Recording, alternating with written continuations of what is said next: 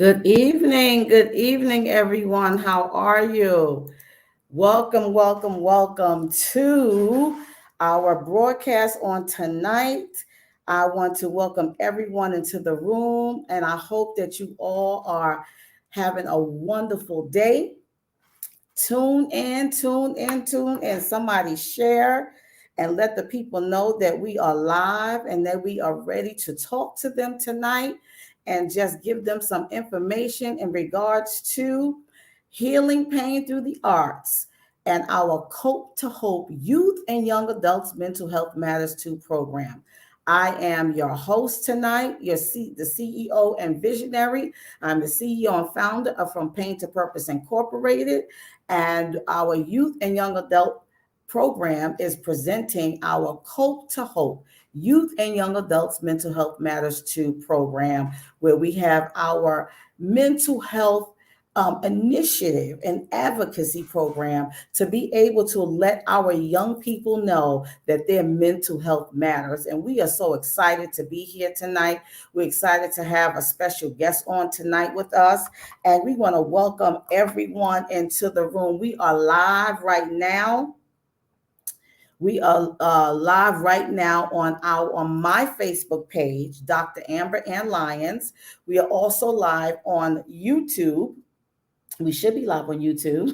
And we are also live in the Healing Pain Through the Arts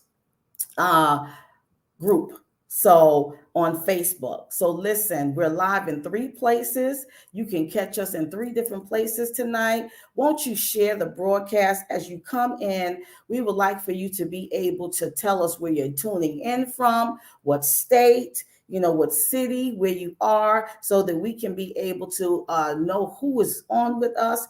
And also, we would love for you to be able to engage with us in our comments tonight. We want to welcome any and everyone that is in the room on tonight and just let you know that we're excited. We are excited to have you here. It's been a while. It's been a little while since we've actually done a broadcast because we've been so busy doing so many other things. But we want you to know tonight that we are excited. Black History Month has been amazing so far. We have moved forward with the initiative that God placed on my heart to be able to just share with our community about mental health in the Black and African American community during the month of Black History Month. We get, focus on so many different things, and which are awesome and wonderful, but we want to be able to take care of our mental well-being as well. And we want to expand it past our youth during this month. So we did an interview with Tyler Almanor. We hope that you saw that. If you saw the interview, you can just let us know. If you are in the room, just put in there where you're tuning in from.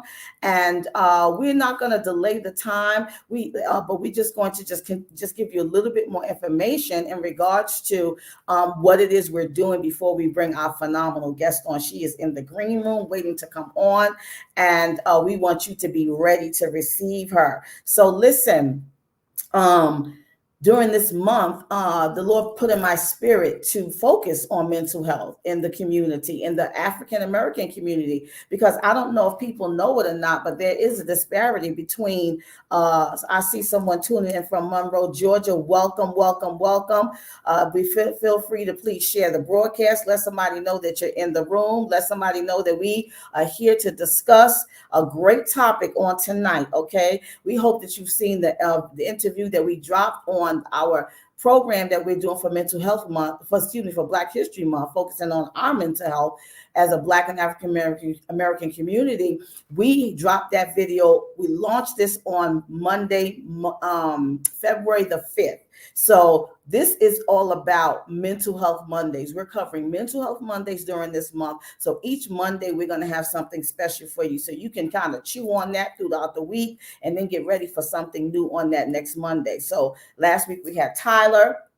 It was a video, was not live. So you can go into our Facebook group, our Instagram, all that kind of stuff. And you can see some of the things that he shared as a 25-year-old African-American young man in the entertainment industry. He said some powerful things. So go check those out. Also, we are sharing tonight with a wonderful woman who has joined us, and we're going to just introduce her to you. But I want you to know that we are looking forward to just your engagement tonight. We want you to engage with us. We want you to be able to let us know what's going on, that you are here, and that you want to engage and find out what you can find out tonight. If something sounds good to you, if it resonates, drop it in the chat, let us know. And if you have any questions, you can do the same. And don't forget to let us know where you're tuning in from. So our special guest tonight, okay, her name is Kironda Kiki McKnight. And Kiki is a drama and comedy writer from Brooklyn, New York. She is a 2018 WriterHer List winner. Kiki, in addition to winning multiple different awards, Kiki's short film script, Snapping Beans, was a 2020 second rounder at the Austin Film Festival, which she is currently preparing to direct for her first short film. She is also an author, and she has features and unscripted projects in development with various production companies. So at this time, will you join with me in welcoming Miss Kironda Kiki McKnight to the stage tonight? Let's welcome her and give her a hand clap and welcome her in the space. Kironda, Kiki, welcome, honey. Which one you want me to call you tonight? Kiki is fine. That's easy for everybody to remember. Kiki. Hello, hello, Kiki, hello, hello. welcome to Cope to Hope. This is our Cope to Hope check-in. We do check-ins. We've been doing Cope to Hope check-ins, Kiki. We started this program back in August 2022. This is one of the initiatives under our Healing Pain Through the Arts program, where we use the arts as a cathartic tool to help heal pain. For youth and young adults. And we provide leadership opportunities for them. We have various initiatives and programs underneath that program. So Cope to Hope was birthed in my spirit actually in May 2022. May is Mental Health Awareness Month. So in May 2022, I was speaking on a panel, and I was speaking about youth and mental health. It was a mental health panel. So I was speaking about youth, and God gave me the word cope. So I gave the acronym for what that meant. And cope, the C in cope is for check in.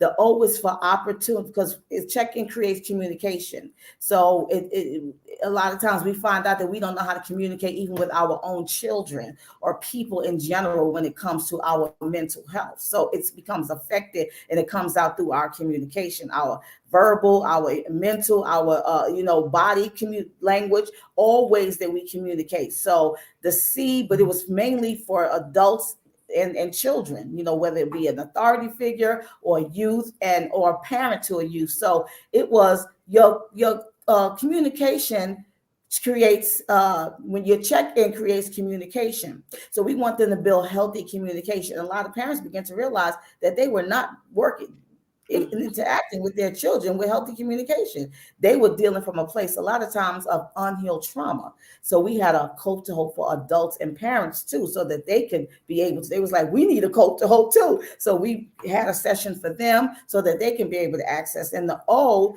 is observation creates opportunities. As we observe the behavior of our young people, we have to be able to be in tune with what's going on with them, so we can be able to address and don't just observe and see, or observe and turn a blind eye. If you see their behavior pattern change, if you see them becoming depressed, their style of dress begins to change, their life of the party, all of a sudden they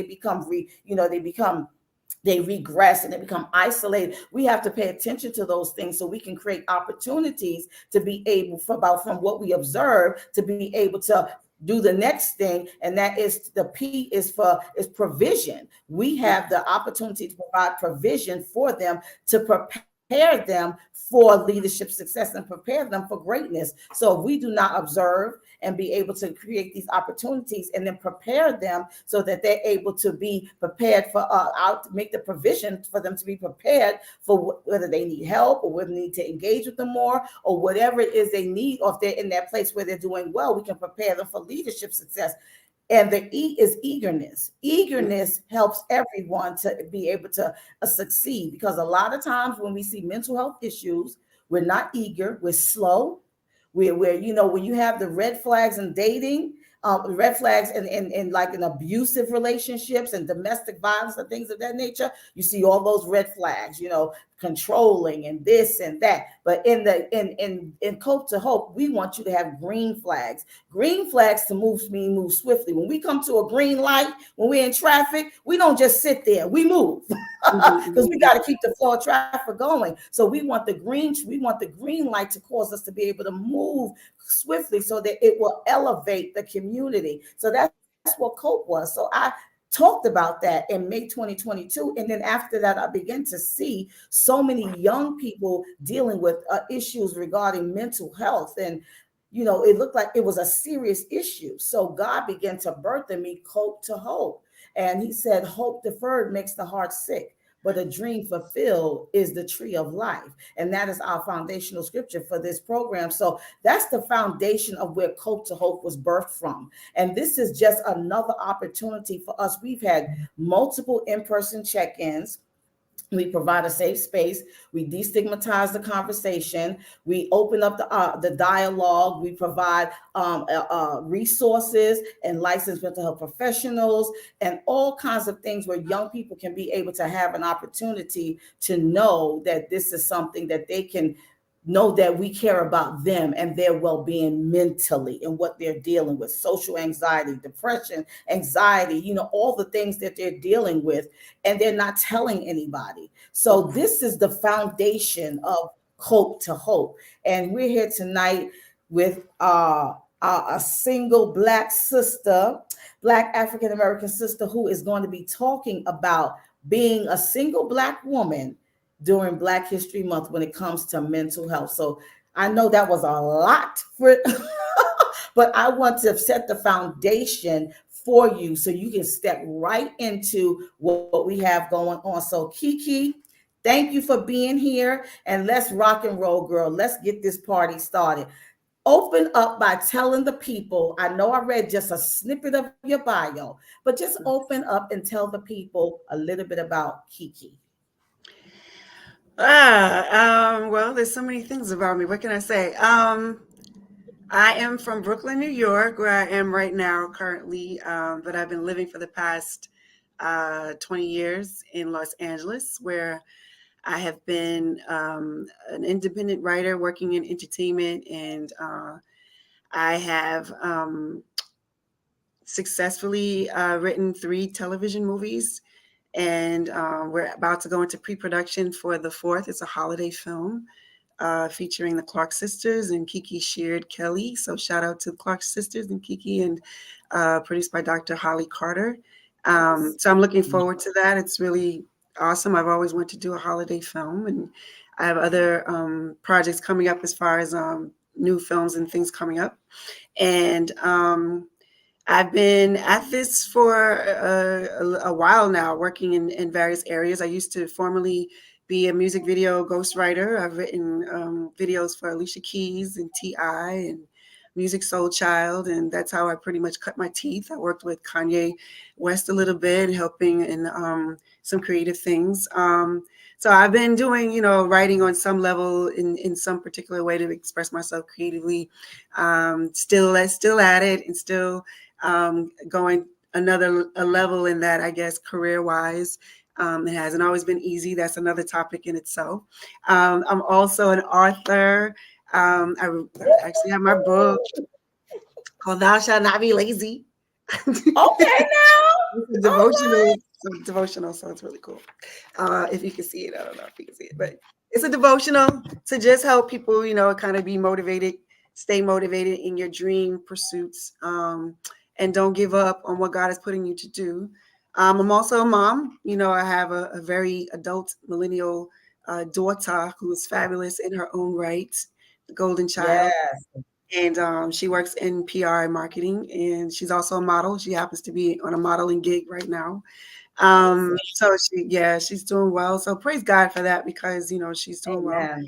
Yeah, that's a blessing in itself. So that's I guess I'll just snip it right there. That's that's a slice of who I am, at least Well, girl, right you now. got a lot going on, and praise God for all of your accomplishments and the things that you have accomplished. I want to salute you and Thank say, you. listen, I'm grateful for the opportunity to have you here because you have rubbed elbows with some very, influential people. So to have you here, it is a blessing, and I thank God for how He has blessed you to be able to have the works of your hands, to be in so many different initiatives, and to be able to have touched Greenleaf and all of these different, to work with, like you said, Alicia Keys and T.I. and all these different people. It's Kanye West. This is amazing. I mean, you don't just get up every day and say this. So to God be the glory, and congratulations to you. Glory. Keep Thank you. going. But listen, let's backtrack for a minute, okay? Mhm, Let's mhm. talk a little bit about how we met. Okay.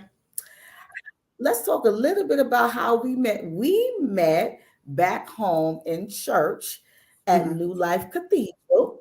Hmm. And you are the daughter of Deaconess Audrey Elliott, Hmm. who is one of my friends, and the cousin of my BFF, Cynthia Elliott. So I knew you way back when. Hmm. Hmm. Yep. This is not a new connection. We Hmm. have known each other for years, and I know that when we were back home in New York, and I used Hmm. to work on 34th Street. Sometimes we would run into each other out there, 34th Street.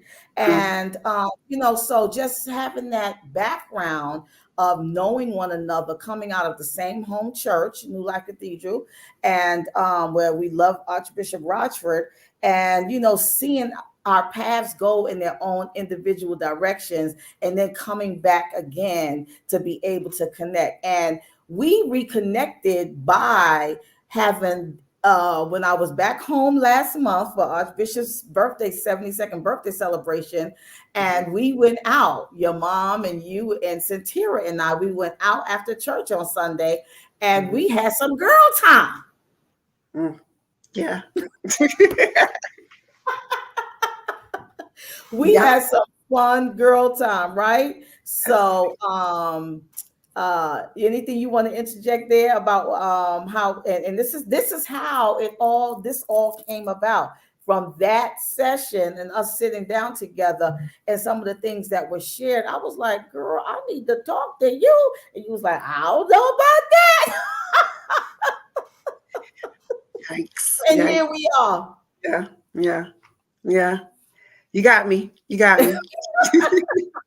And here we are. So listen, I'm so excited that you said yes. Hmm. Thank you for saying yes. I may have to have twist your arm a little bit, but Hmm. Hmm. Hmm. thank you for saying yes. So Kiki, Yes. um, we're talking about. We always do our check-ins with saying, "How you doing? Hmm. How you doing, Kiki?" Mm. That's good. That's good. No, no. I mean, I'm good. I mean, I'm in a place and space right now, and where I've learned so much in the last, I guess, 3 years of personal Mm, growth and yes. um, healing, and just really acceptance. And I think on a level that I've never really experienced before. So I Hmm. am definitely in a definitely a good place. Praise God for that. So yeah, all is well. Listen, to God be the glory. Yes. Um, I had started out by saying that there's a disparity in the African American community when it comes to mental health. Mhm. Women, well, the African American community anyway, they actually have like a 25% to 40% to white and Caucasian community when it comes to accessing mental health. Mhm. That that is dependent upon a variety of reasons. One is the fact that they don't have access to it. A lot don't have they don't have the medical insurance. Then also you have the whole thing of the stigma Mhm. of the Black community where we don't seek help. Mhm. Now, thank God in today's time, that whole thing, what goes on in the house stays in the house. But in today's time, in 2024, we're dealing with a generation, especially like the millennial generation, who are very, they're not afraid to have to go to therapy. They will go to therapy and get to seek the help that they need. But a lot of times, the older generation still have that mindset of, no, if you go to therapy, that means something wrong with you. If you go to therapy, somebody's gonna think something's wrong, that you have mental illnesses. And therapy is not just for someone that has a mental illness. It is for people who want to make sure that their mental well-being is in check. So Mhm. as a African American single woman Mhm.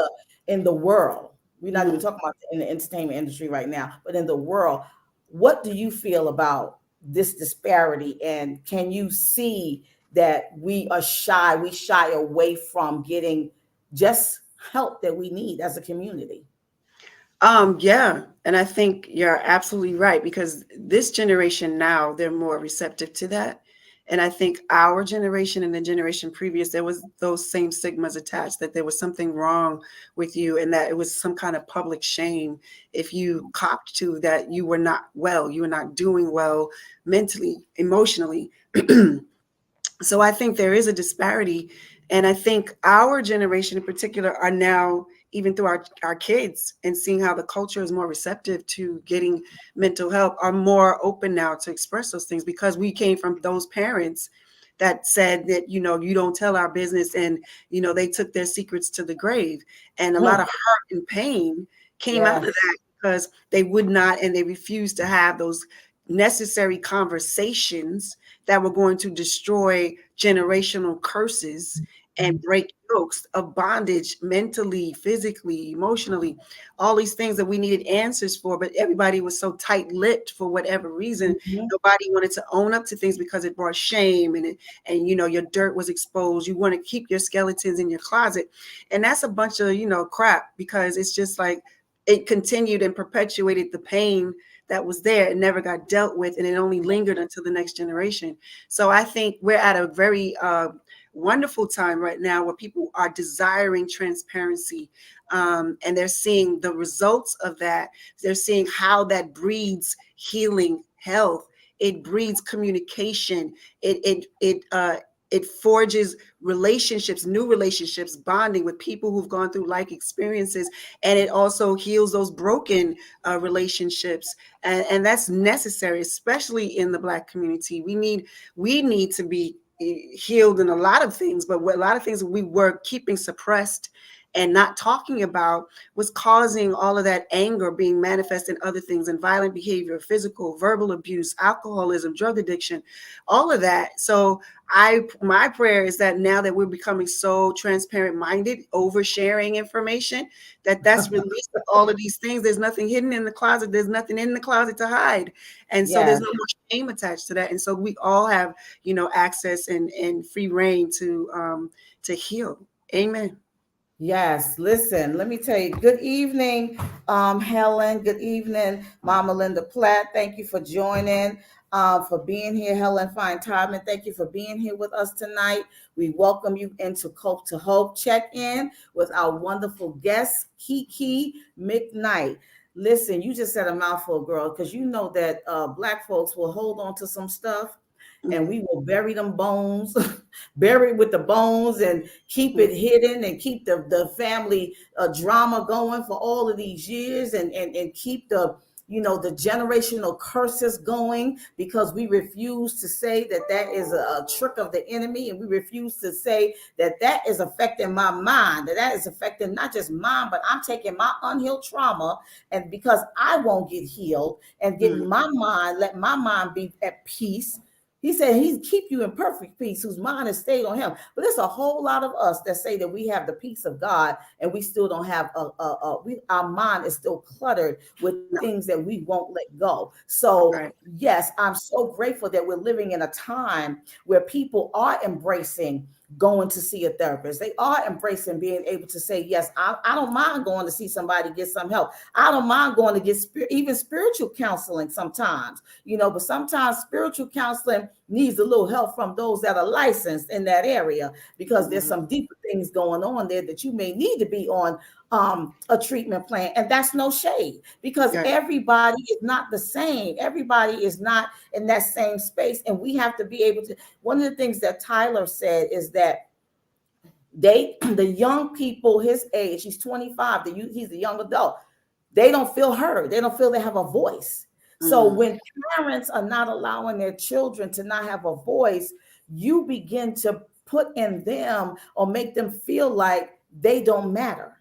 Make them feel like they can't verbalize, because we come from the generation of, listen, be quiet, be seen and not heard, and you don't, and you have to keep an order and discipline, but we still have to listen to them. We have to give them opportunity to have a voice. So we have that old mindset dealing with our youth and young adults today. We're not going to get anywhere. Yes, we're the authority in the home. Yes, we are the parents. Yes, we're the breadwinners, and we pay for their clothes but we still have to be able to hear them when they speak. And that's how come a lot of times we have a lot of violence, because young people are not being heard. A lot of generational curses are being passed down. A lot of unhealed trauma is being passed down. And then you have people that end up acting out, and because they have developed not just mental health issues, because going through the pandemic, I don't think there's anybody that didn't have something that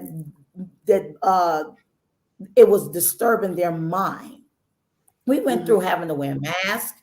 We never did that before. Having to Right. wear masks, not being able to, having to be social distance from each other, not being able to be close to one another, not being able to embrace one another, not being able to travel, not being able to see your family and friends. So we've come a long way. So it affect people losing their jobs.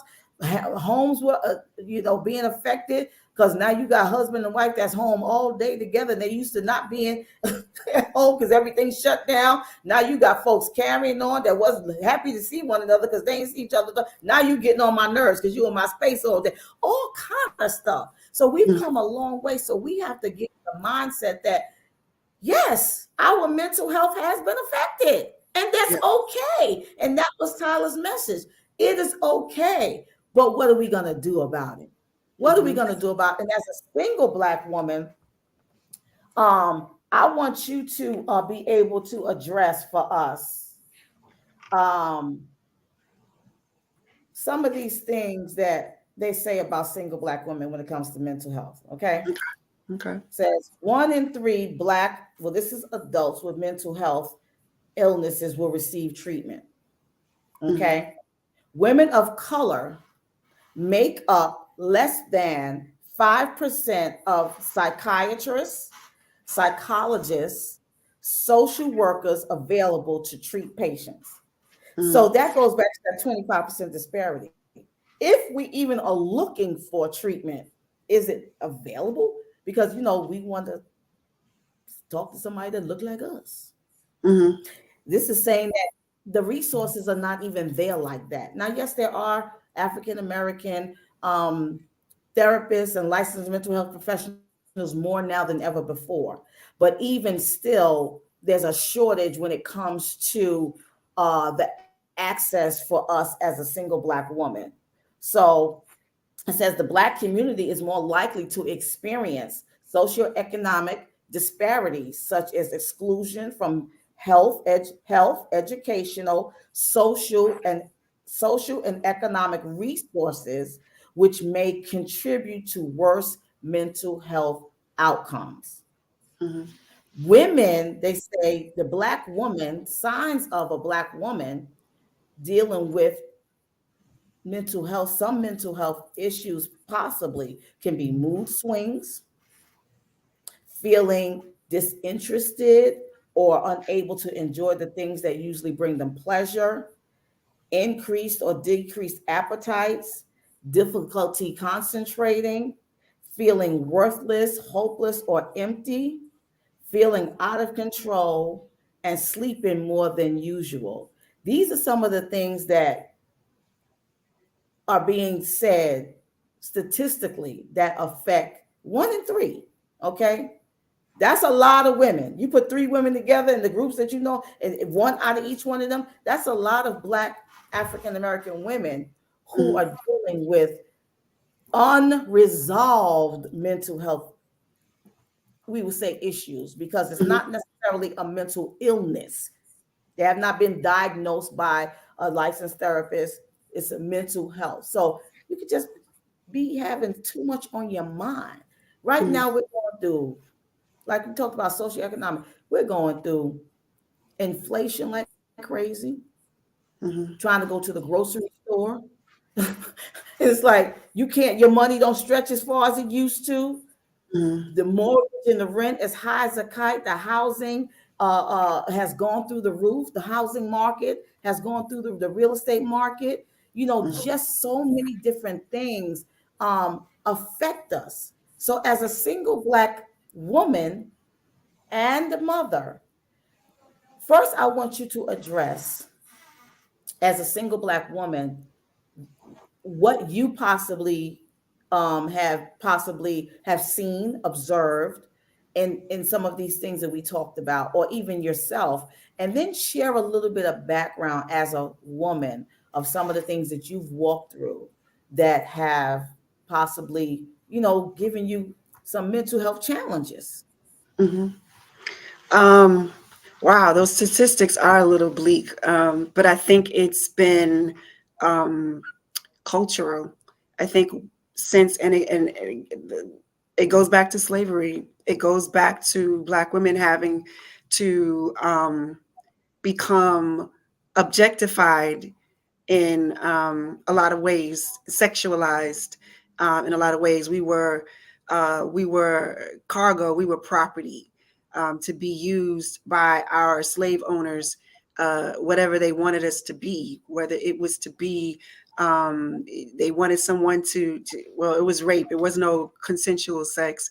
So we were raped. We were separated from our children. They were sold away from us. We weren't allowed to marry, or if we did marry, those men were removed from us.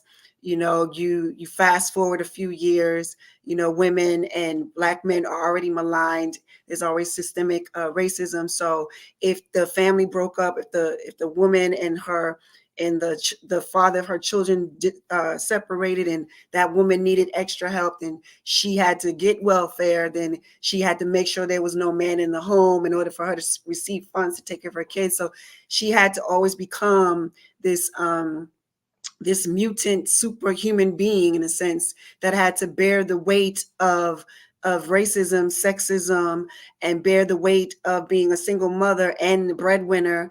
And she had all these roles to play and spiritual guidance, because she had to make sure her kids were in Sunday school and all of that stuff, and still had to have a sense of dignity about herself when she was not considered the standard of beauty, especially if she was very melanated.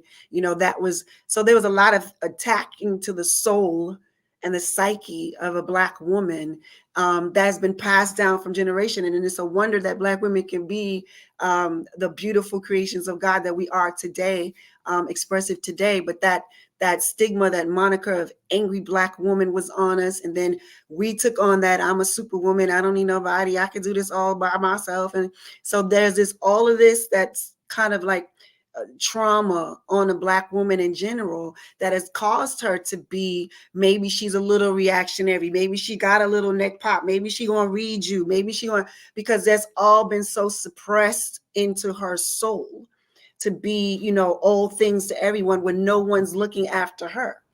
You have Black men that don't have the emotional tools to affirm their Black women, especially if they're darker skinned Black women, because there was this thing, Mhm. growing up, you don't bring nobody darker than this paper bag or some other thing. And it was like, there was the colorism issue going on within our Black community. So that, it's a problem. Not to say that there's anything that our fairer skinned sisters didn't face too, because they had their, their trauma too, and things they had to deal with as well. All of us have, but there's a the Black woman, no matter what shade she was always getting some level of abuse, some level of mishandling, some level of mistreatment, some level of disrespect. And I think that's the saying, the Black woman is the most disrespected human being on the earth, and there's some truth to that, unfortunately. Mhm. And I think if it wasn't for Black women coming into our own sister circles to reinforce and reaffirm ourselves, that we would have crumbled, because we was trying to be strong for everyone without understanding that we can be vulnerable. And I think we're just now coming into that awareness more and more with this whole self-care movement, this whole soft life movement. We want to be soft, we want to be harsh, we want to be feminine, all of these things, when we had to be rough and stuff with our Afro puffs, that kind of thing, to just survive, to just kind of stave off, men abusing us physically, verbally, sexually. There's a lot of that. And then it's all ingrained in the music and the culture, especially hip hop culture. The Black woman's body is just so exploited, and so it's Preach, sad. girl. It's just like we have to now, there's this narrative going that Black women are saying, well, now we own the narrative of how we're going to be received. So now, instead of the Black man disrespecting them about their bodies and saying, this all about TNA, the Black women are saying it's all about TNA themselves, thinking that that's empowerment, but that's not really empowerment. It's just self-exploitation. But because you've been abused and been called that so long, you want to call me a B so long. Well, guess what? I'm going to embrace it, and I'm going to say I'm a bad B. Yeah, I'm going to be that, So I'm going to just take it and own it. And now, because I own it, now I'm going to use it instead of you just throwing it at me. Now that's empowerment, but it's really not.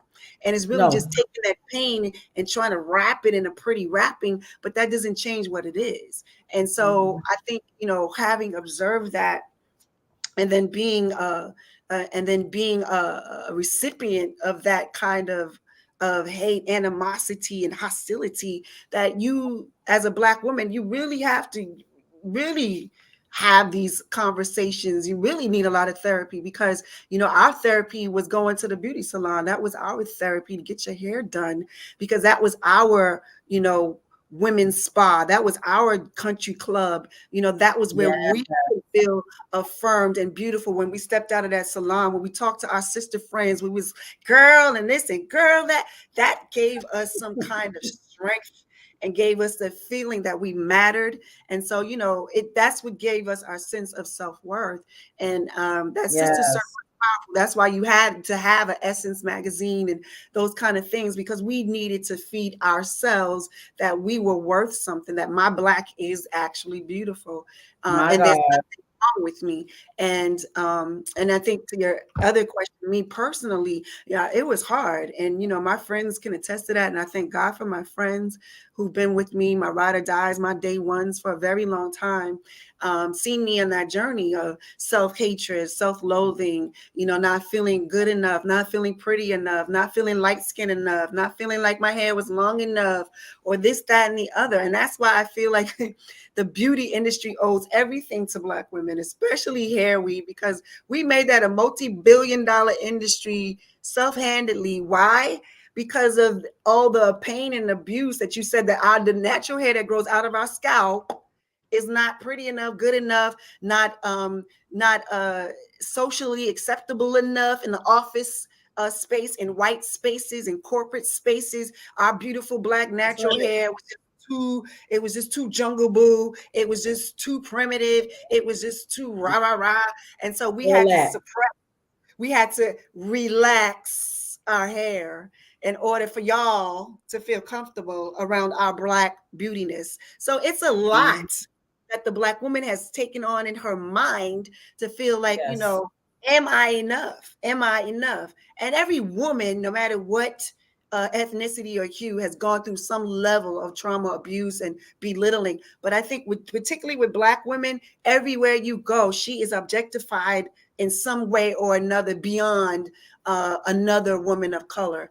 I think we hold the number one spot. So me personally, we deal with these conflicting messages, because in the Black community, you might have messages of, well, we're going to go with light-skinned girls because that's the ideal. And then there's some Black men that say, no, no, no, I like my Black sisters. I like them thick. I like them round. I like them this.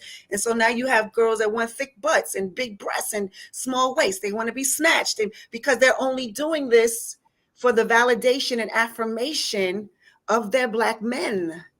And if Black men would keep affirming women like, girl, you fine, just, you could be flat-chested all you want, but you be beautiful flat-chested. You don't have no booty, but it's okay. You got beautiful smile. I love that smile. So if you heard that enough, Black women would relax. Come on. They would relax. We Come would on. chill. We would so relax. You would see so much softness in Black women because they don't have to be pressed to impress. Yes. And you have some Black women Yes. that they're fine just the way they are. They are confident in themselves, but that's more of an anomaly than it is widespread. But I think that we're turning a corner here, especially in the last decade. We're definitely turning a corner and embracing ourselves. But again, there's still that element of our culture that is still trying to be this other, I call them build a Black girl, where they all have long eyelashes, long fingernails, baby hair, long weave, snatched waist, big butt, and it's cookie cutter. It's the cookie cutter mold now. And I think the conversations are now beginning with that, because it's toxic, it's mentally draining, and it can't be sustained over time. And you have women dying on that operating table to try to change their anatomy to please some man and be socially acceptable. And it's so heartbreaking. These babies are killing themselves, injecting themselves with cement and other things they don't even know, that's causing them to die. And it's just, it's sad. So there's a lot I can say about that. But me, my personal journey, yes, I've gone through it just like most other women gone through it. And I think social media, thank God I didn't grow up with that in my time, because I would be a hot mess right now. And there's a lot of women, young girls, who are so impressed by the image, the filters, the perfection. There's this pressure to be perfect. It's not realistic. And I think the more we have kind of conversations, the more we can protect and preserve our girls and make sure that they're mentally okay. You do not have to be perfect. You are not going to be perfect, and that's okay. Listen, you said a mouthful, girl. Okay, Justina Harvey said, this is so good. She said this is really good. Y'all talking good tonight. Yes. We want you to be able to know that you can engage with us in the chat, and we will shout you out. We want to thank you for joining in, Justina. There, I know my cousin Tashaka Beatty from Massachusetts is on. She can't comment. She said on StreamYard, but to those that are on, I know there's people that I can't see because I see the numbers, but welcome everyone that is on. And yes, I think you need to give StreamYard permission so you can be able to comment. We definitely want to see your comments. We definitely want to hear what you have to say so that we can shout you out and be able to, just filter in what it is that you're adding to the conversation. Somebody said, yes, Lord. Linda, Mama Linda Platt said, yes, Lord. Yes, Lord. Listen, you're talking right up in here, and saying what you talked about the young girls. I mean, listen, we look on social media, we look in the schools. You were a mother, as a single Black mother, raising a young daughter, okay, coming up in school. When you first of all, as Black women, we have to wear so many hats, and you can say that for all women. But listen, we talking about us right now, okay? It's Black History Month. Can we talk about us for a minute? Yes. You have to wear so many hats and so walk in so many different roles. Be all things to all men. Your children, try to find time for yourself. Make sure the homework is done. Go to the school. All these different things. Then you have the financial challenge of being able to not have the same finances that our white counterparts have. making 78 cents to the dollar less than a white woman, and making a certain amount of money less than a white man. We are in a different space and time, but you still got to make ends meet. You still got to supply the needs that you, and we're not crying like, oh, woe is me. We're talking about reality right now. And this is not a colorism thing or anything. This is a thing where we're talking about Black mental health in the Black community as a single Black mother, as a single Black woman. I know the story because I walked it for years. You know the story because you walked it for years. And many ladies that are on know it, even before they may have gotten married, or maybe a person got married and they end up being single again, but you still have that same mentality that you have to be this strong Black woman.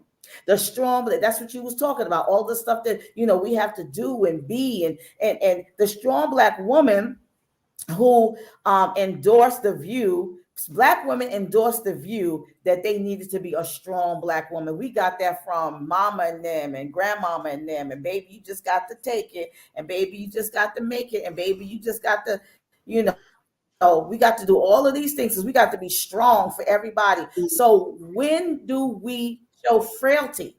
When are we able to get into that space and say, look, this is a bit much for me? Not that you're gonna get on social media like some people do it, but you talked about those sister circles. Now is a time when we have more empowerment of Black women, having conferences and seminars and retreats, and pulling aside, and spiritual women's ministries pouring in to the whole woman to be able to know, because from we're nurturers.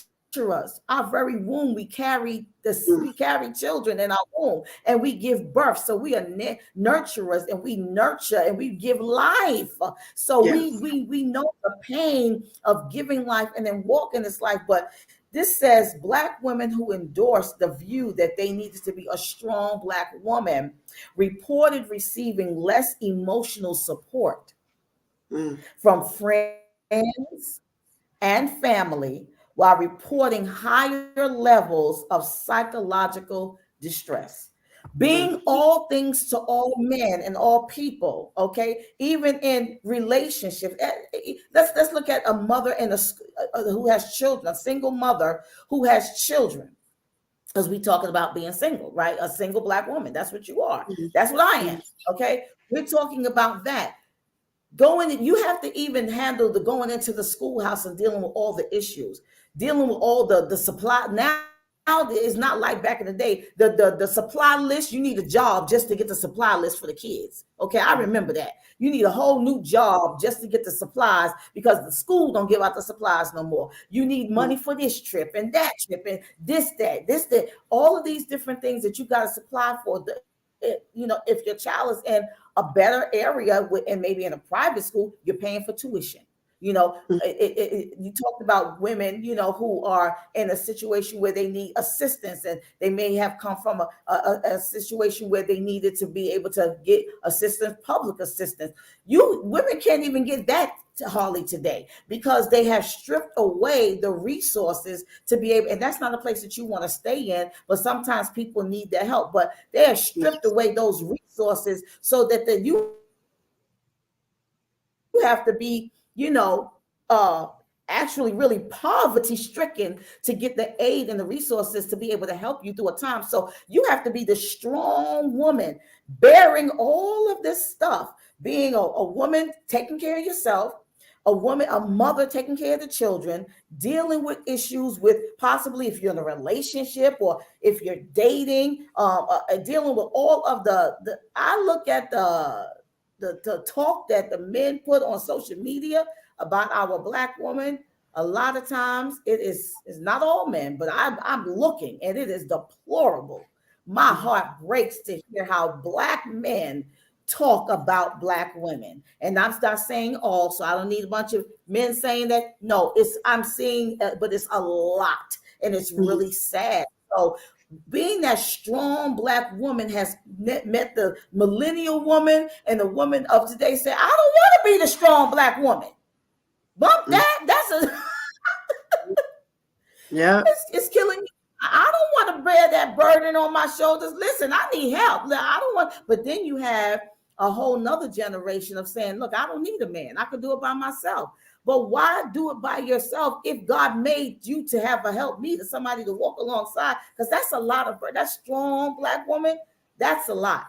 And you being a single mother, I know that you know that it was not easy being a single Black woman. And sometimes you needed a mental break. Can you babysit? Break. It's my personal journey. All of that's very true, and everybody's journey is different. I can speak for myself. I know that you have this performance anxiety in a sense as a Black woman, because you can't show weakness. You can't show that you made a mistake. You definitely not going to show that to your children. You made a poor judgment call. Do as I say. Don't question me. Don't ask me no questions. Just do what I say. Don't talk back, blah, blah, blah. Because we were taught that from generations past. So with me personally, my beautiful child, I was more transparent with her. And I told her, if you make mistakes, own it. You're going to make mistakes. And I tried to instill in her that, you don't have to be this super, super strong person per se. You have to have a certain sense of resilience, but you don't have to be this like overperforming person.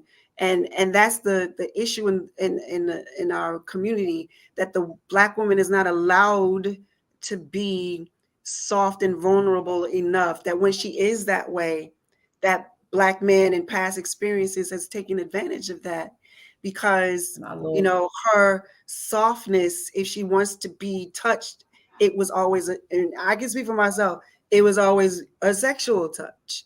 Like, you're not showing me what affection is, because affection has strings attached. Affection isn't just hug me because love, I need you to just hold me. Just hold me. I had a hard day. Just hold me. If you held me, the next thing I know, clothes is coming off. I might not have wanted that, but now I feel now I have to give you that, because I want you to stay here. I need you to be here. So I'm gonna allow my body to be the commerce, if you will, to keep you here. And we have grown accustomed to this. So we've just accepted this. This is just how it is. And if he beat you, girl, just forgive him. Or if he step out on you, girl, just let him go. Men are be men. But that's a good man. He still put food on the table. So you just take it. You all right. He got a whole nother family cross town, but he still come back to you. So you just do what we've been conditioned to, just accept abuse, accept these things. And this trauma is going to manifest in some form or another, whether it's the way you talk to your children, when you call them other names that you didn't put on their birth certificate, when you allow your frustration to come out as you coming out cursing them out. You're quick to have an attitude, and you're quick to yell and shout at them. And then you see, your white counterparts, they're like, no, Amber, don't do that. That's not good. And you looking at them like, girl, please, I'll beat him, I'll slap him. That. And this Black mama thing too. But we don't understand how harsh we're being to our children, because we've been accepting harshness for so long. We've been accepting that. So I think, being a single Black woman, what I tried to instill in my daughter is for men to respect you. And if a man buys you something, if a man, affirms you in some way, that's not some license or some automatic access code for you to strip naked and give him what he wants sexually. No. That you have a worth that's much more than that. And when you value and know yourself, there's no obligation on you to do anything to keep a man's attention. I didn't always have that kind of confidence, in myself, because I've been, and I don't have any problem saying that, I've overcome sexual assault as a child. So it's like your sense of sexuality is already warped out the gate.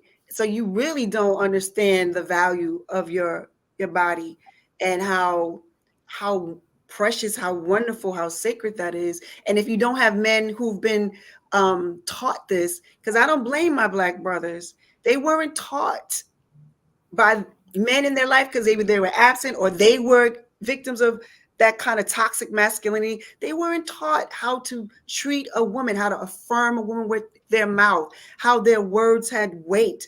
They weren't taught these things. So they were verbally abusive. They were harsh. They weren't reading her cues that, brother, I really need you to not be so aggressive, with me. Come talk soft to me. And that's reciprocated. And so we women have learned how to talk like this to our men as only, if anything, a defense mechanism. Because we've been like, well, Yeah. like that. Well, then shoot, I'm gonna be like this too. And then we going at it. And the next thing we know, it's habit. Next thing we know, it's the way we are. And then we're passing it and projecting it onto our children, who's going to repeat and mimic only what they see. So it's Yes. important now more than ever, have these honest conversations. And I'm seeing that more. And I thank God for the positive things about social media, where you can watch these dialogues, where people are having dialogues now. Men and women are having dialogues with each other. Like, wow, we don't speak the same language. Where do we come in the middle? And I think the more we say that, the more we stop being so aggressive and confrontational, and the more you'll see Black women come into this whole, like, I love being a helpmeet. I want my Black man to be, not necessarily in front of me. I want to be beside him, but I don't mind him taking the lead, because I have every confidence that this man will lay down his life for me. This man loves me. Like, I don't have a question about that. But we don't have enough of that in the community, in the culture, to relax in that way. And it's so important. But me personally, I'm I'm still on these dating streets, trying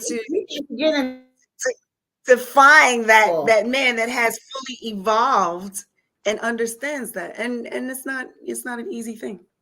Yes, you said a mouthful, and you have really given us a lot to chew on. Justina said, "That's a good man, Savannah." Oh my God. Are you there? Let's see. Look like okay.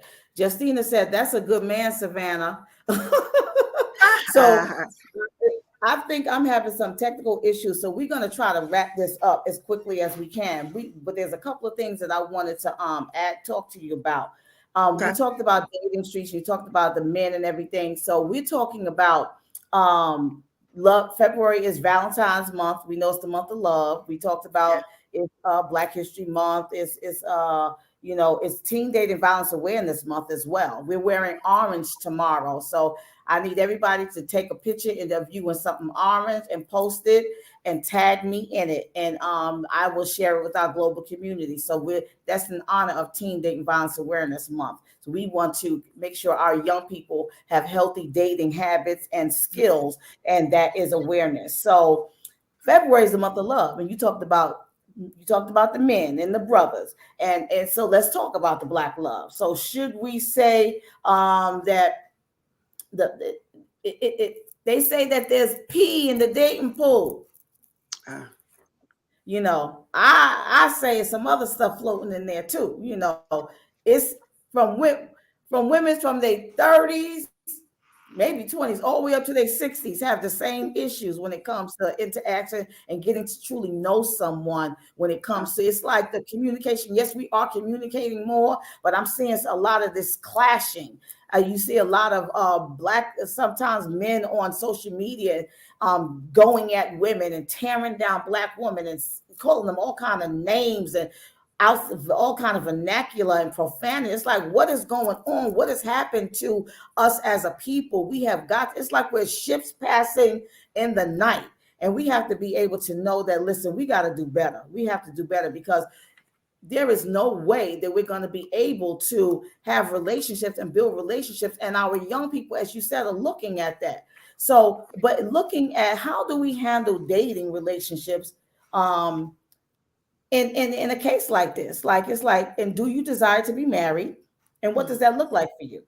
And we're going to try to give the abbreviated answers, because we might have to do this again. But I see technical issues going on in my background, so I don't want to get it. I don't want it to get cut off. Okay. Yeah, you see the good and the bad. I choose. I think it was a brother. I think it was Devon Franklin actually. Yeah, I was listening to something he said. He said, "Don't focus." He said people said there's pee in the dating pool, but he's like, "Don't focus on that." You know, because if you focus your sights on that, then that's all you're going to notice is the pee that's in there.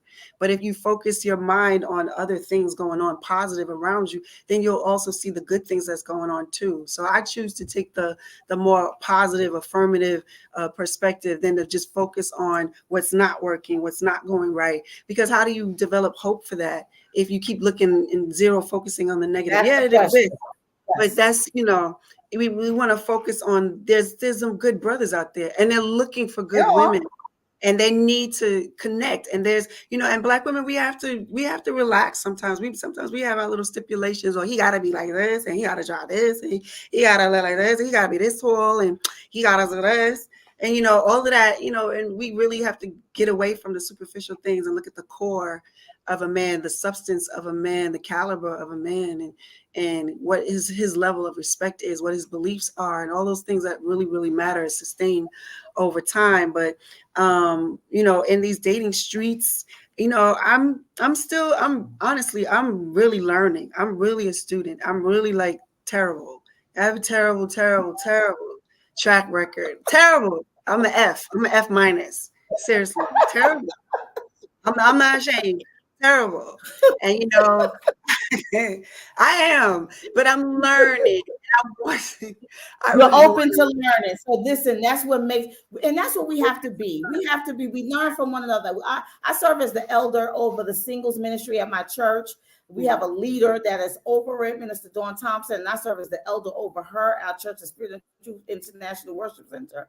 And we just had a singles gathering on virtual Friday night. We are always either getting together in person or virtually to be able to uplift one another, talk about different things, give different views, iron sharpening iron. And that's what we need, because sometimes it gets bleak and sometimes you see the bad and you talk about it, but you have to come back to, like you said, the positive and put a different spin on it, especially if we're believing God for a mate. So you definitely, Justina was like, look, she said to take the S off her chest. She tied. I'm tired, boss. Like, take the S off my chest. It's time for me to give up all of that. Yeah, and men are saying, that the world has made women strong and hard, and they see that masculine side. They see you moving in your masculine energy, and they want to see you moving in your feminine energy. However, the world, if it's a single woman, she's had to do so much. She's had to be the protector. She's had to be the leader of the home. She's had to be the disciplinarian. She's had to be the one that brings home the bacon and fry it up in the pan. She's had to do all those things. So you might have to learn how to engage her to be able to help her to understand, baby, you can put them guards down. I'm here now. I got you. I think that's something that every Black woman, single woman wants to hear. Baby, I got you. And if that is the approach, that you will see the woman step back and say, take that's it. What I now, said. you may have your That's alpha exactly females. What I said.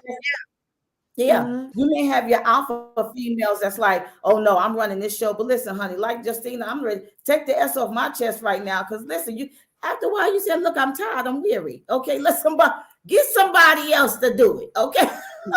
Yeah. But listen, I want to ask you before we go, how has your faith helped you as a single woman to navigate through the stresses that would mentally weigh you down? And what do you do for self-care and enjoyment? Good question. My faith has held me down and kept me from going nuts, kept me from committing suicide because I had suicidal ideations, and kept me from sinking into deep depression because depression was an issue for me.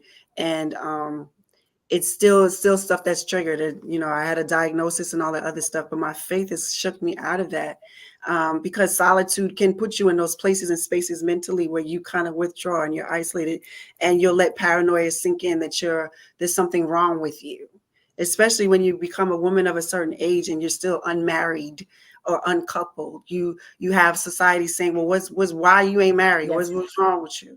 What you doing? So it's like, my faith has kept me in this fight of faith, to still hope and expect that I will be connected with that partner. That's right. But I had to also, that same faith is the same faith that's checking me, that's telling me, well, you want this.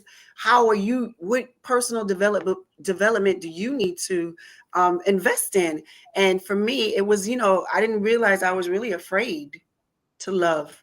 So I kept saying, you know what? Mm. I want to love fearlessly, because when I released love, or at least what I thought was love, it came back in the form of, like I said, where it wasn't just pure love given back. It was always attached to sex or something like that. So you kind of like shrink Something back, else. like, well, I don't know what true intimacy or love is, because it always a price I have to pay for it. So I said, no, I My make this God. decision to love fearlessly by faith. And if that love is Yeah. not reciprocated, okay, fine. I'm still going to be my authentic me and still love freely. Love Yeah. free as I want to love free, because that's the love I want to receive. So that's the love I'm going to deliver, and trust that God will allow that right gentleman who can receive it and release it back to me I love correctly. it. We'll connect. So I that's love it. where my faith is right now, and where, I've seen where I've come from, very low self-worth, letting the comments of men chip away and replay and play back in my mind over and over as if their word was the gospel, when really all these negative comments that men giving you is just a mask for their own insecurities, because they need Woo! a punching board for the world that's coming at them, their own feelings of inadequacy. They're not good enough, they're not tall enough, they don't make enough money, they haven't achieved enough, and so they come and punch on you with their words, their barbs, their negative, because they're insecure themselves. But if you Yes. don't understand that and discern that, you'll internalize that, and then you'll accept that as the truth. And then that kind of carrying that weight, like the song said, bag lady, you got all these bags, because you won't let it go. So I Yes. just say, Yes. look, bro, you can say what you want to say, but I've learned now to no, that's not who I am, because I have to understand who I am and who I'm not. So Yes.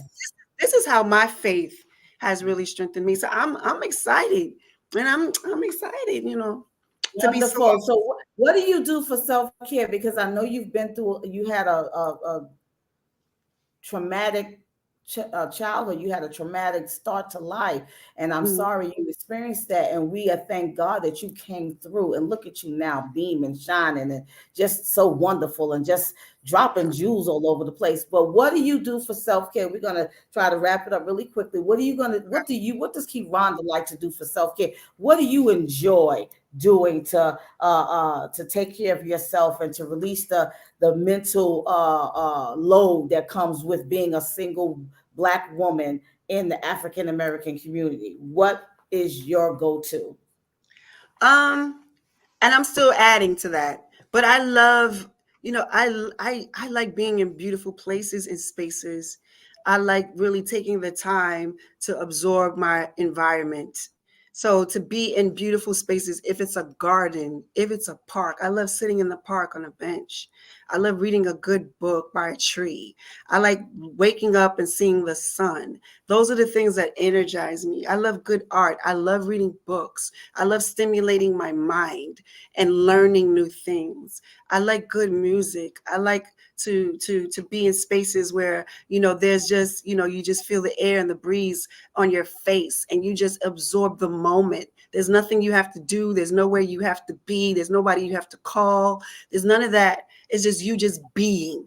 And there's all you have to do is just be. Yes, That's self-care for me. I mean, you have your self-maintenance things that you do as a woman, as a female, but as far as self-care, is just really allowing myself to be, and just absorbing the simple things in life, and just appreciating God's grace to just enjoy those simple things. And it's just the quietness of just being, and just living in your thoughts of wonderful things, your dreams, allowing yourself to dream and imagine, allowing yourself to blossom into a beautiful human being that greets people around you, that will tell another woman walking by, girl, you look good. That looks good. You look beautiful today. And seeing her whole face just Yes. light up.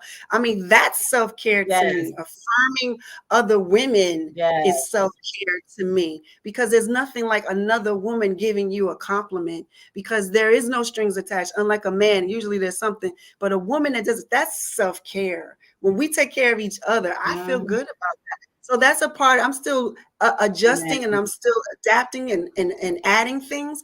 But those simple spaces where I'm just allowed to breathe and just enjoy just being alive, healthy, well, strong, creative, imaginative, still have a childlike, wide-eyed wonder about the world. That's self-care for me right now. And that's it. Awesome. Awesome. I love it. There's times when like I'll drive up and before I come into the house, I'll just sit in the car, and just sit in the driveway in my car for a while and just listening to music, just to decompress before you even come in. Something you talk about the simple things. Sometimes they think that we just want, all this expensive stuff. And yeah, that stuff is nice. But sometimes it's just the small, quiet moments that help you, to be able to sometimes, people like to walk and, be in nature and different things of that. So it's not always about spending the big, big, big bucks, but it's about what really just quiets your mind. Music, really, I love music, putting music on and just hearing. Sometimes it might be gospel music, sometimes it might be worship music, sometimes it might be a little bit of love songs, whatever you feel at that moment. But I thank God for being able to know that we can tap into the things that help us with our mental health and bring us back to a place of peace, because he said, I will keep it, but the center of it is Jesus Christ. He said, I Amen. will keep you in perfect peace whose mind is stayed on me. So On I me. thank God we keep our minds on him. But even in the midst, life be lifing. Be So we have life to it. find our way.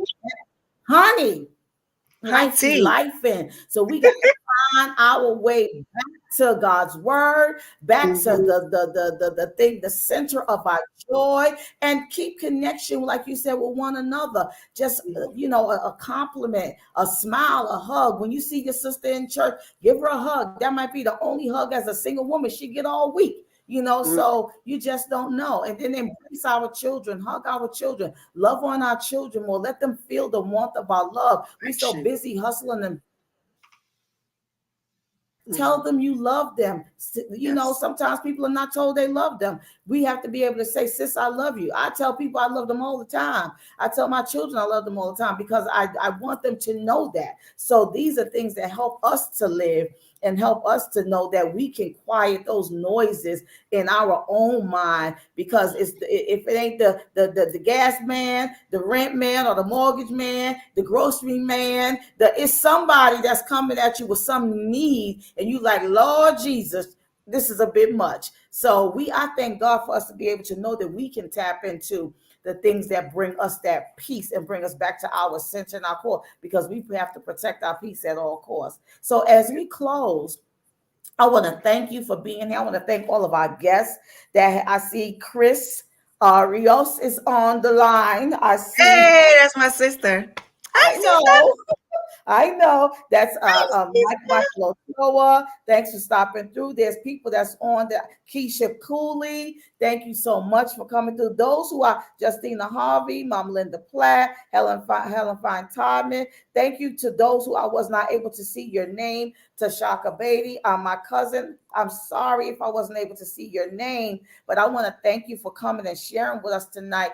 You can feel free to share the broadcast afterwards, because this is some good stuff that went on here tonight, Kiki. Some good stuff went on here tonight. And I want to thank God that we were able to be a blessing to the people tonight.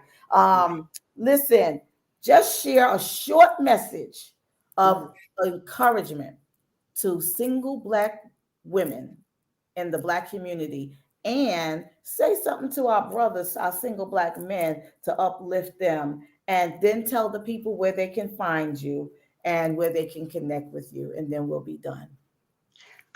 Well, to my sisters, I want to say you are loved.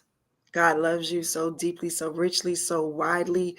So, I mean, it's beyond words. So understand, if no man ever says anything to you, that you are so precious to him, to God, that he died for you. He was willing to die for you. Every drop of blood was for you. So you are already very much a valuable, precious jewel, and you are not to be mishandled ever. So understand that you are loved and you matter. Your thoughts matter. Your Yes. feelings matter. And that you have ideas, you have gifts, you have talents, you have abilities, you have worth, you have a contribution to make to this world that it can only come through you. And you are to be celebrated, not in a big fanfare way, but just in the simple acts of courtesy and kindness, because you being here is important. So you are important, and I want you to know that. Whether you have all the things that you've ever wanted in your life, whether you look a certain way or not, whether this person is has this and you don't, it doesn't matter. What you got is uniquely yours, and it's something special. So treasure that, really dig into that, really cultivate that, really develop that, because only you can really use it, do it, and show it to the world in your own unique way. It's never going to be able to be done by anybody else. And when you really see that and start affirming yourself, not waiting for anybody else to do it, doing it yourself, you'll find yourself living lighter, being stronger, and able to show up for somebody else who just Come might need your ray of on. sunshine, who just might need your hello to lift them from that lower place. You got it, sis. You got it. It's Yes. all in you. Yes. Amen. To my Amen. brothers, I love you. I love you. I love you. I love you. I love you. I love you. And I forgive you. I forgive Mm. you. I forgive you for every terrible thing y'all said, for every way that you mishandled us, for every way that y'all didn't show up for us. I forgive you and I love you. And I'm saying to you, brothers, it's not too late to turn around. It's not too late to try again. It's not too late to get it right. It's not too late to say, I'm sorry. It's not too late to say, hey, can you teach me? It's not too late Yes. to say, hey, can we talk? It's not too late. Because you coming is enough for us to put all that armor down and say, okay, because you came. It's when you stay back, bro. It's when you don't talk. It's when you avoid us because it's uncomfortable conversations that makes us more antagonistic to you. You want us to take it down, brother? Come meet us at the table. Let's have these uncomfortable conversations and be brave enough, be man enough to stick it out. Will we condemn you? No, not if you're honest. Not if you're honest. We'll work with Amen. you. We're always Yes. willing to work with you. We always remember that. No matter what we might say in that moment, because pain is talking, at the end of the day, when you show up, we're going to show up and we're going to meet you halfway. But I love you, brothers, and I'm lifting you up. I'm not bashing Yes. you. I'm lifting you because I want you to shine. I want you to be the men God called you to be because you're great. You're kings. We need kings. We don't need anything else but Yes. kings. So I want you to be a king. I'm going to help lift you up, bro. I love you. And so, what was the Yes. last one? Tell What people was the where they can last? find you. Where they can find Tell me? people where they can find you. I don't want y'all to find me. I'm shy. I don't want you to find me. Girl, you just gave out some wonder. You can have. We had a wonderful time. You Don't better tell find people me. where they can find you. She said, "Don't find her." Okay, listen, I won't listen. accept your friendship request. You giving out all this love. You giving out all this love. Because then I have to come to me. Listen, we Um, want to thank Kiki. Are you going to say it's going across the screen whether you realize it or I not? know. It's on Instagram. It's Kiki McKnight Writes, Mhm. WRITES as writer, and on Facebook is just my name, Kiki McKnight. And that's it. Listen, can we give Kiki a hand for tonight? I hope you had as much fun with me as I had with you. I did. Like I said, it was going to be real talk. I think we definitely did that, but we also had light, fun moments because when it comes to talking about mental health, I said, Lord, why you give me all the hard stuff? You Mhm. give me domestic violence, teen dating violence, youth advocacy, mental health. Lord, you gave me the stuff where I got to roll up my sleeves and the stuff that people don't want to talk about, the stuff that people want to shy away from. And yes, I include youth in that because people don't support the youth like they should. If we really rallied around them, they would not feel the breach between the elder and the younger generation. So we've got to rebuild that, and the village has to rise up. You talk about let's go to a fashion show, let's go to a comedy show. Child, is sold out. You get that, but talk about these things. I said, Lord, you give me all the hard stuff to do, but you know what? I'm doing it with the passion that God gave me, and I had a great time with you tonight. Look, y'all know where to find us. All of our information, you can connect with us through Linktree. It is Linktree is linktr.ee/ALYONS, ALYONS 63. And that is how you can connect with me. So you can connect and get to our website, any and everything that you need to be able to, all of our social media. Just, yeah, there you go, right there. Connect with us. And we want to give Kiki a round of applause. Thank you so much for coming on. I enjoy being with you, my sister. I love you. And I appreciate your time and you sharing with us tonight as Cope to Hope has presented mental health in the Black and African American community for Black History Month. I think we gave people some stuff to chew on. What you think? I think so too. And funny that we talk about love because my daughter's birthday is Valentine's Day, and that is my little beauty, my best Valentine's gift ever. So definitely this month of love, let's love each other, let's love ourselves, and we're gonna be all right. Yes. Amen. And Yes. love God, because Amen. that's Amen. ain't gonna work without his love at all. So Listen, amen. let them know. Yes. Let them know, girl. We need the love. We need the love of God because otherwise nothing is gonna work. Okay. Nothing's gonna work. We You have ain't to got be it. able to You have ain't got love. enough love in you to do it. That's the truth. Yes. All right. Yes. So Thank you for having me. This has been really fun. Thank you for having me. You are more than welcome, and I appreciate your time. And listen, let's we'll be splicing it up and putting out some stuff for the people. And yeah, thank you again. Love you much. Thank you again to everyone that tuned in. Those that joined, thank you so much. Justina Harvey said, "Excellent, ladies. Ladies, thoroughly enjoyed. Thank you so much, my Thanks, daughter Jess. from another mother." Thanks, Jess. Thank you. This is her birthday bump too. My granddaughter's birthday is tomorrow, Ziana. All She'll right. be 8, Happy so she'll birthday, be the big Zion. kid tomorrow. Yes. Yes. So happy birthday, Ziana. And to those that are on, lastly, we are acknowledging Teen Dating Violence Awareness Month. We ask that you take a picture in something orange tomorrow. If you don't have an orange top, put on an orange hat, an orange scarf, something, accessory, something orange, men and women. Please take a picture and post it and tag myself, and I will share it and add the hashtags because I ain't gonna give out all the three hashtags right now. So thank you so much. And please keep up with us for Mental Health Mondays as we continue to bring to you powerful messages and share these messages. Share them with the community. Share them on your page. Share them on your social media. Let people know what From Pain to Purpose and Healing Pain Through the Arts is doing, that we are trying to uplift, as Kiki said tonight, our brothers and sisters and our youth in the community so that we can be able to let them know that, listen, God called us and that he has an assignment for us, but we have to be in the right state of mind to carry it out. So on that note, we will say good night. Thank you again, Kiki. And just stay where you are. I'll take you backstage. And thank you, everybody, for tuning in. Have a wonderful, wonderful night.